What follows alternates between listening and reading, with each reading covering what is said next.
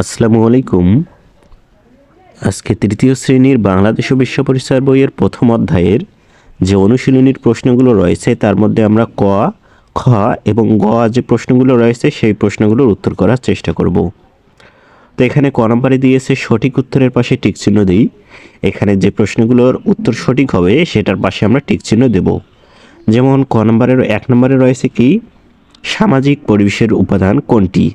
এখানে 4টি অপশন দিয়ে এসেছে, তার মধ্যে সঠিক উত্তরটি হচ্ছে গাছ। সঠিক উত্তরটি হচ্ছে বিদ্যালয়। সামাজিক পরিবেশের উপাদান কোনটি? বিদ্যালয়। তাহলে উত্তর কি হবে? এখানে আমরা ঘ নম্বর বিদ্যালয়ে টিক চিহ্ন দেব। এরপর পরবর্তী 2 নম্বর প্রশ্নটি হচ্ছে প্রাকৃতিক পরিবেশের উপাদান কোনটি?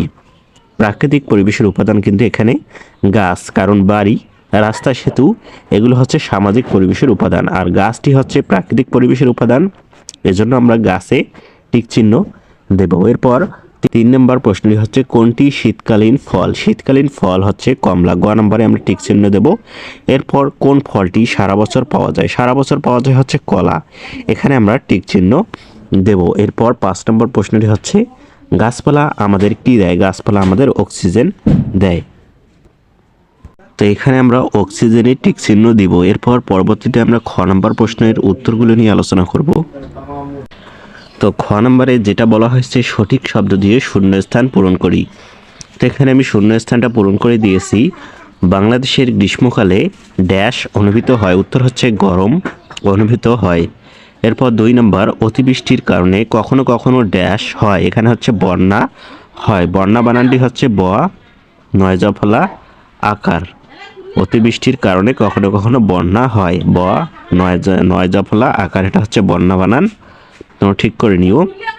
আমাদের সমাজে রয়েছে কৃষক, ব্যবসায়ী, শিক্ষক সহ বিভিন্ন পেশার মানুষ। ড্যাশ মানুষ বিভিন্ন পেশার মানুষ।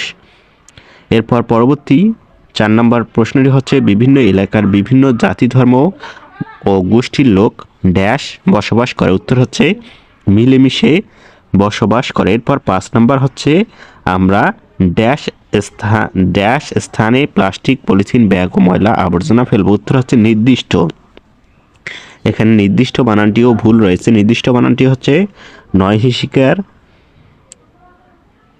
দয় রেপ হিসিকার এবং মধ্যাহ্ন শয় ট, এটা হচ্ছে নির্দিষ্ট বানান। তোমরা একটু ঠিক করে নিও। এরপর আমরা গ নম্বর প্রশ্নের উত্তরটি নিয়ে আলোচনা করব। গ নম্বরে আমাদেরকে কি বলা হয়েছে? তো গ নম্বরে আমাদেরকে কি বলা হয়েছে? বাম পাশের সাথে ডান পাশের মিল করি, অর্থাৎ বাম পাশে যেগুলো রয়েছে ডান পাশের সাথে কোনগুলো মিল হয় সেটা আমরা দেখব। তো এখানে আমরা দেখি প্রথমে কি বলেছে, প্রাকৃতিক পরিবেশের উপাদানগুলোর মধ্যে কি রয়েছে? বৈচিত্র্য রয়েছে। অবশ্যই উপাদানগুলোর বৈচিত্র্য রয়েছে, মানে বিভিন্নতা বিভিন্ন রকমের। তা এটার সাথে আমরা এটাকে মিলিয়ে দেব। এরপর নদ নদী, খাল বিল, হাওর বাওর ইত্যাদি প্রকৃতিকে কি করেছে? বৈচিত্র্য করেছে। তাহলে এটার সাথে আমরা এটাকে মিলিয়ে দেব।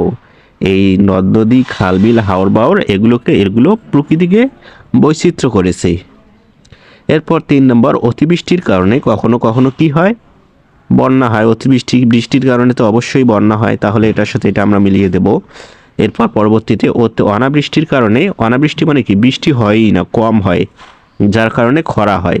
অর্থাৎ রোদ হয়, অনেক রোদের কারণে খরা হয়। অনেক দিন বৃষ্টি না হলে যেমন মরুভূমির মতো অবস্থা হয়ে যায়, এটাই হচ্ছে বাংলাদেশ বিশ্ব পরিচয় বইয়ের ক, খ, গ এর উত্তর। আমরা পরবর্তীতে ঘ এবং উম নাম্বার প্রশ্নের উত্তর নিয়ে আলোচনা করার চেষ্টা করব। তার জন্য অবশ্যই চ্যানেলটি সাবস্ক্রাইব করে রাখবে। আর তোমরা কোন পড়ার উত্তর চাও সেটাও আমাকে কমেন্টে জানিয়ে দাও।